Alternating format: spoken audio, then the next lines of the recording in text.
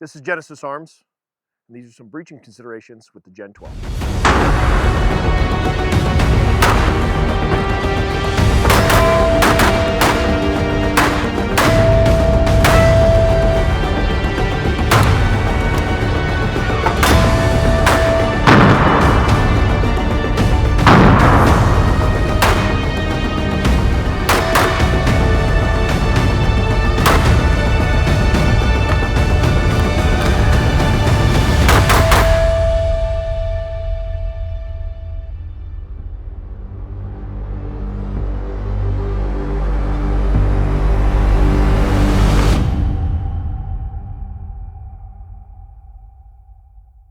All right, the first thing that we're going to cover is some legacy systems for shotgun breaching. So we have the Remington 870 or like a 590 from Mossberg. What I have here is a Remington MCS. This is a short barrel configuration or AOW configuration.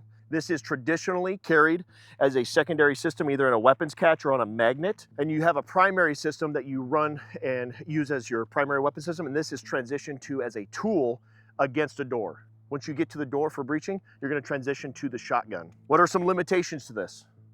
Obviously, we have limited round capacity, and then ammo management. You're going to have to carry either some type of placard with single rounds to reload this, or you're going to have a dump pouch with loose rounds there, and you're going to have to fumble through getting the system back in the fight, because you're not always going to get the door breached within 2 or 3 rounds. So this might be a limitation there.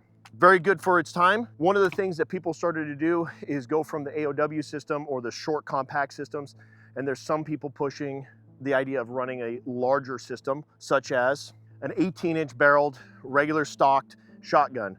They're still using these. They would also use a weapons catch and possibly a sling, but you can see how large this gets if you're going to carry this as a secondary system. But what this gives you over a traditional shorter AOW system is capacity, because you have a greater tube system. It also is going to limit your ability for maneuverability when you're trying to navigate around the door with this longer system. genesisarms answered with a solution set, which is the MBS. The MBS is the modern breaching shotgun. True AR style controls, QD point in the back. This was adopted by a federal contract in 2023 and is now being fielded by that agency.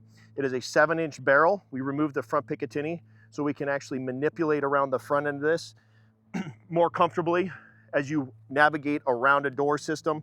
So you can use it here. You can here if you were on the hinge side of things. Obviously the door isn't set up for that in this configuration, but if you had to go for the hinges, you could easily maneuver your hand around comfortably. It's got the right side charging handle. It also is designed to be stowed on a weapon catch with a single point sling.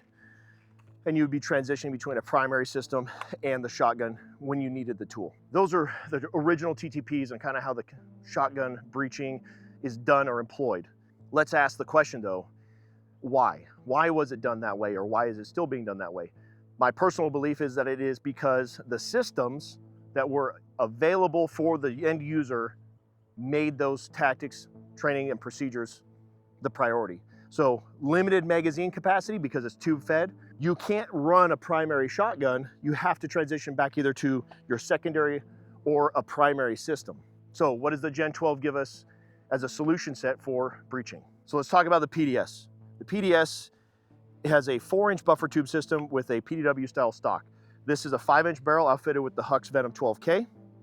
It's a true AR style lower, same safety, Milspec trigger. Your bolt catch, magazine release are all the same that you would normally find and use on an AR-15 or an AR-10. The nice thing about operating a system like this is you can see that your manual of arms are the same and identical, but you also can have some of the modern accessories such as flashlights, lasers, and optics with the higher rise, which is going to give you a very familiar use case.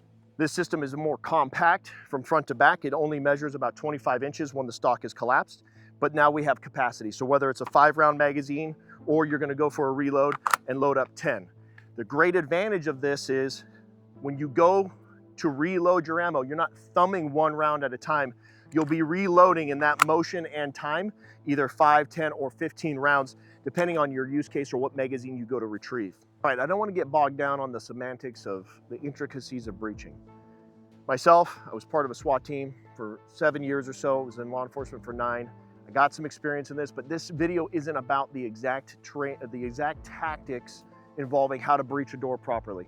What I want to get into is how we employ a shotgun and why we employ a shotgun and the tactics that we have. For example, defeating the lock and then transitioning to a primary system or going to your pistol and then entering the room, whether that's after the stack or before the stack, because obviously there's conditions that would dictate how the breacher is going to have to move, because sometimes they're in confined spaces.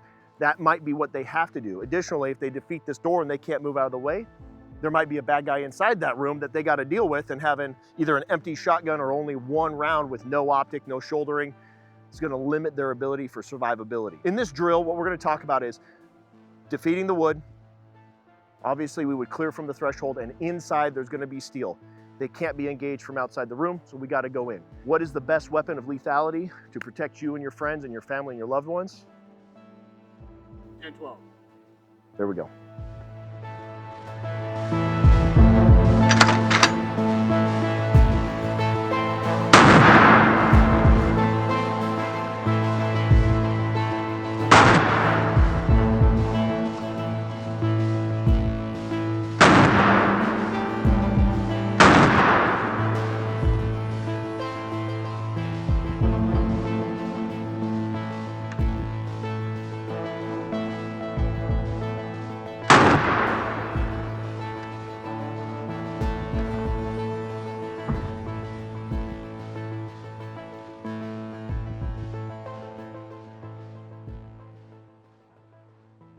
All right, we're gonna go ahead and demonstrate with our door and the steel targets inside, utilizing the Gen12 in the PDS configuration.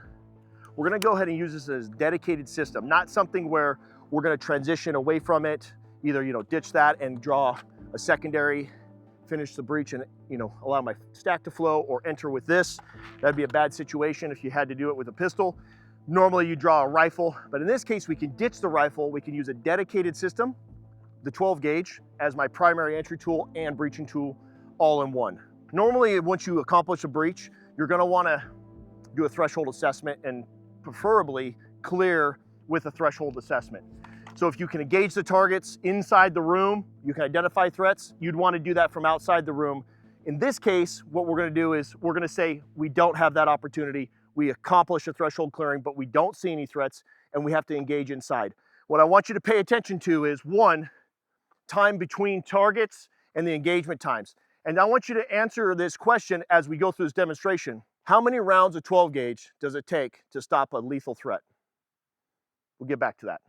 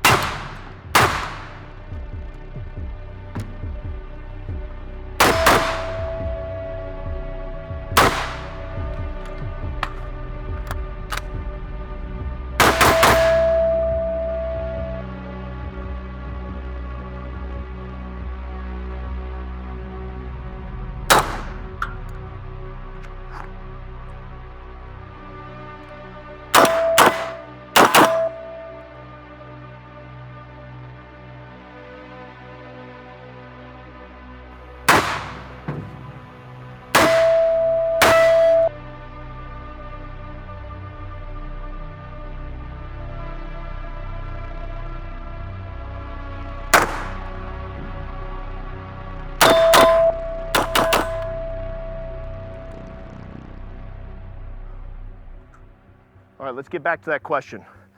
How many rounds of 12 gauge does it take to stop a lethal threat? Statistically, it's one round. Now answer this. How many rounds statistically does it take to stop an aggressive, active threat who wants to do you harm with a 5.56 or a 9mm? It's definitely more than one round.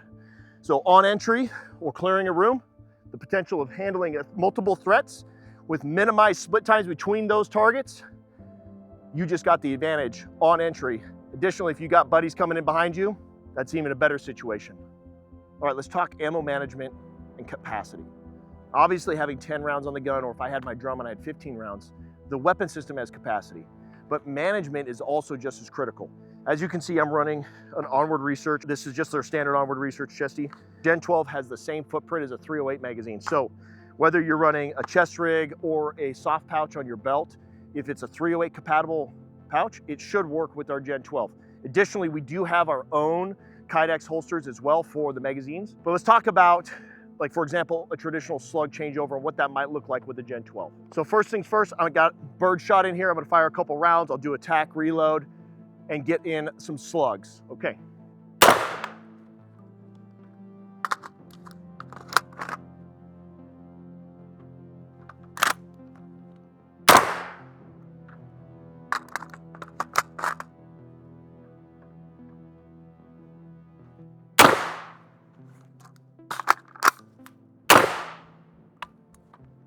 All right, guys, you saw what we did.